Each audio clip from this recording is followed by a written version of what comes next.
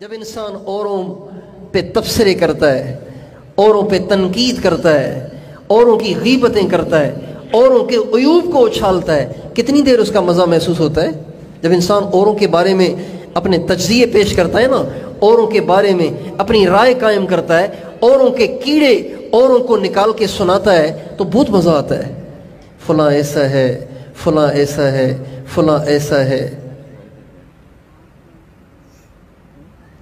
خاص طور پہ آج کل تو علماء کے کیڑے نکالنے کا بڑا ایک رواج چل پڑا ہے، اہل اللہ کے کیڑے نکالنے کا ایک بڑا رواج چل پڑا ہے، داڑھی والوں کے کیڑے نکالنے کا ایک بڑا رواج چل پڑا ہے، نمازیوں، تبلیغیوں، مدرسے والوں کے کیڑے نکالنے کا ایک بڑا رواج چل پڑا ہے۔ مولانا فضل الرحمان صاحب ایسے ہیں ویسے ہیں، مولانا طارق امیر صاحب ایسے ہیں ویسے ہیں، یہ تبلیغ والے ایسے ہیں ویسے ہیں، یہ مسجد کے اماموں کا کام ہی یہ ہے، یہ مدرسے میں پڑھنے والوں کے کام ہی ہے۔ ایک عام وبا چل پڑی ہے، ایک عام بیماری پھیل گئی ہے۔ ان علماء، ان اہل اللہ، ان اہل دین کے بارے میں اپنی رائے قائم کرنا، اپنے تجزیے پیش کرنا، ان کے کیڑے نکالنا، ان پہ انگلیاں اٹھانا، یہ عام رواج چل پڑا ہے۔ اور یہ ایسی بیماری ہے کہ دینداروں میں بھی آ گئی ہے۔ ایک دفعہ ہم اللہ کے راستے میں چل رہے تھے، ہمارے ساتھ بیٹھے ہوئے وہ تھے جن کے کئی سفر ہوئے تھے، تبلیغ کے کئی سفر ہوئے تھے، دسترخوان پہ بیٹھے ہوئے، اور جو انہوں نے برسنا شروع کیا ایک عالم دین پر کہ جانتے ہم اسے، قریب سے دیکھا ہے ہم نے اسے، کوئی مسئلہ نہیں ہے، کرسی کا چکر ہے، سیاسی آدمی ہیں، یہ ہیں اور وہ ہیں، یہ انہوں نے تجزیے پیش کرنا شروع کیے۔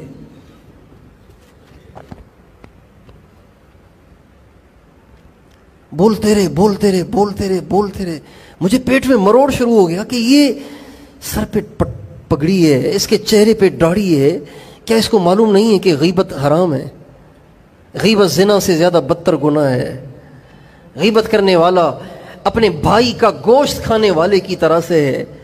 یہ کیا کر رہا ہے؟ اور یہ عالم دین کی غیبت کر رہا ہے۔ ہمارے نبی کا ارشاد ہے، من زار عالما فکأنما زارنی، جس نے کسی عالم کو دیکھا اس نے مجھے دیکھا۔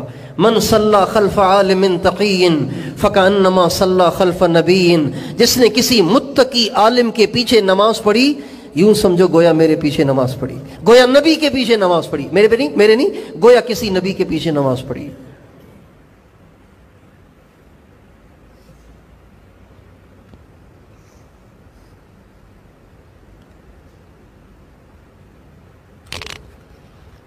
علامہ جلال الدین سیوطی رحمۃ اللہ علیہ نے ایک کتاب لکھی ہے، پتلی سی ہے، چھوٹی سی ہے، اس میں ایک حدیث نقل کی ہے۔ حدیث کی حیثیت کیا ہے مجھے نہیں پتا اس کا۔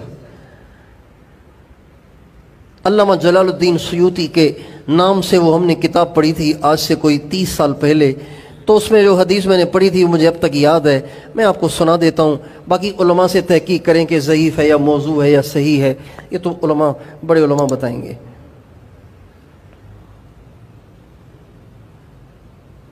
جو حدیث انہوں نے نقل کی ہے وہ یہ ہے، من زار عالما وفرح بہا،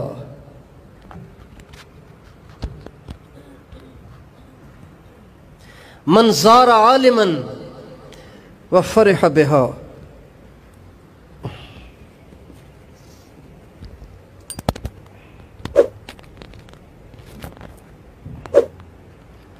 من زار عالما وفرح بہا خلق اللہ بہا ملکا یستغفر لہ الی یوم القیامہ، جو کسی عالم کو دیکھے گا اور عالم کو دیکھ کے خوش ہوا، اللہ تعالیٰ اس کے دیکھ کر خوش ہونے کی برکت سے ایک فرشتہ پیدا کر دیتا ہے جو قیامت تک دیکھنے والے کے لیے استغفار کرے گا۔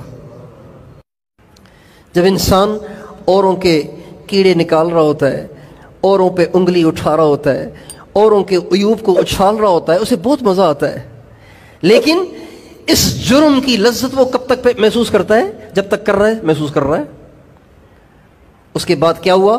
لذت ختم ہو گئی، اللہ ناراض ہو گیا، لذت ختم ہو گئی، آخرت برباد ہو گئی، لذت ختم ہو گئی، قبر تاریک ہو گئی، لذت ختم ہو گئی، موت مشکل ہو گئی۔